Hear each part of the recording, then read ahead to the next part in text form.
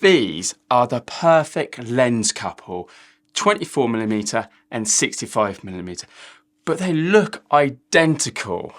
Let's dive into why we got these. But before we dive into it, why should you listen to me and my opinion on these lenses? Now, I've been into photography for a very long time and the video industry for the last 6 years. I like to think I know a little bit about lenses, but we got these for something entirely different, mainly for behind the scenes filming and photography. Let's take a closer look at these lenses. Now, these are absolutely gorgeous lenses. They're full metal, solid contemporary lenses from Sigma.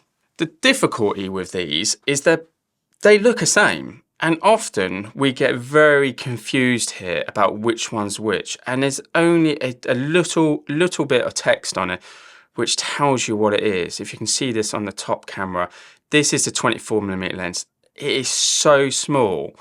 I got this one first, then loved it so much if I want a 24mm lens as well. So this is why these are a great pairing in my opinion. So you obviously haven't got the caps on these lenses, you get the standard caps, but also interestingly, you get these magnetic caps. They're quite handy, but I don't trust them to actually stay on. They just slot on top like that. Really nice. And of course you get your lens hoods as well. Now you could tell the difference by putting this one, which is the 65mm one, onto the 65 and this one onto the 24. So both lenses have an aperture ring on it, which is super handy. And that aperture ring goes from 2 to 22. It also has a nice auto feature on it as well. Oh, did you hear that? Such a nice sound. That's because it's metal. So with an f2, you can really separate out the subject and really isolate whatever you're filming or taking a photograph of.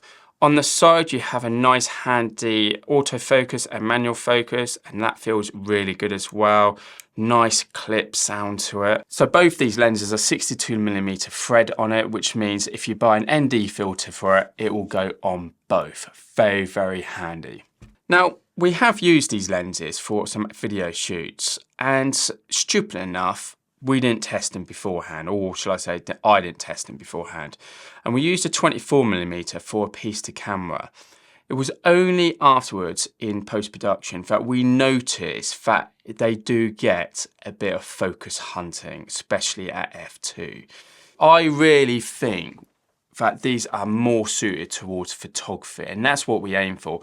I have never found myself going, oh, I need a 65mm lens. Let's grab this and use this for video.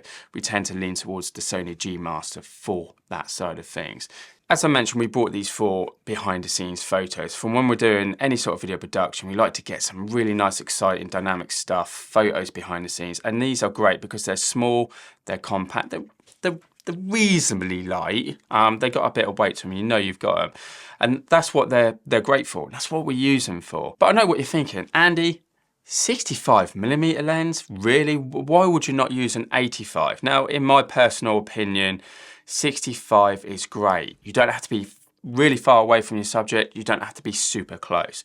I'm going to flash up some photos here of my holiday in San Francisco with the 65mm lens, and you'll see what I mean. It's got a great compression and things aren't too close and are not too far away.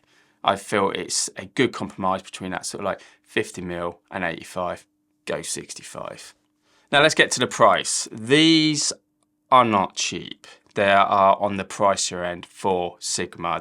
These are contemporary lenses.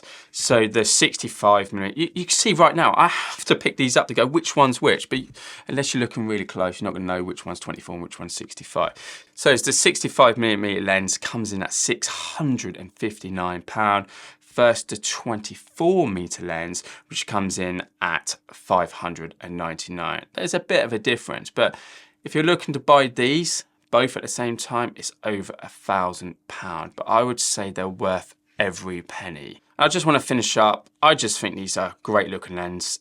They look retro. They look great on an A7C II.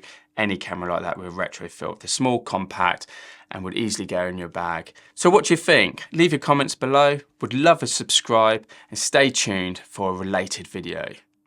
Take care.